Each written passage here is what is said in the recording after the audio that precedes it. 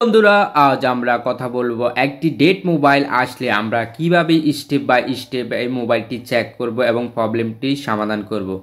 আমাদের মোবাইলে সর্বপ্রথম যে আইসি থেকে আমরা ভোল্টেজ পাই তা হলো আমাদের চার্জিং আইসি। আর এই চার্জিং আইসি দুই সেকশন থেকে ভোল্টেজ পেয়ে থাকে, একটা হলো ব্যাটারি কার্ড থেকে আর একটা হলো চার্জার পিন থেকে। ওকে, আমরা সর্বপ্রথম আমাদের চার্জিং আইসি যে বিপিএস কয়েলটি আছে এখানে আমরা বিপিএস ভোল্টেজ চেক করব। আর বিপিএস ভোল্টেজ যদি পাই থাকি তাহলে আমরা সেকেন্ডারি লাইন আমাদের 4G 2G এবং লাইট এবং গ্রাফিক্স এবং পাওয়ার আইসি এই সেকেন্ডারির বিপিএস লাইনটি আমরা চেক করব।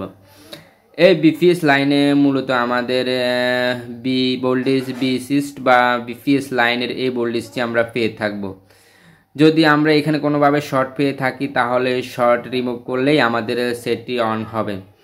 বিশেষ করে আমাদের পাওয়ার সেকশন চেক করতে হবে পাওয়ার আইসিটি, কারণ আমাদের এই পাওয়ার আইসিটি বিপিএস ভোল্টেজ ইনপুট হয়ে এখান থেকে বিভিন্ন আইসিতে বাক ভোল্টেজ আউটপুট করে থাকে।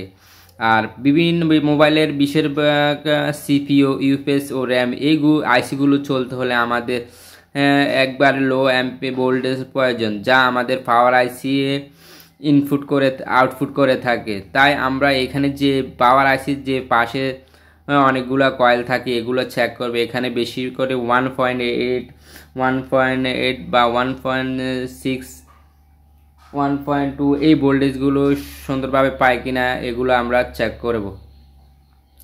বিশেষ করে দুটি কয়েল আছে, একটা হলো BSN1 আর একটা হলো BSN2।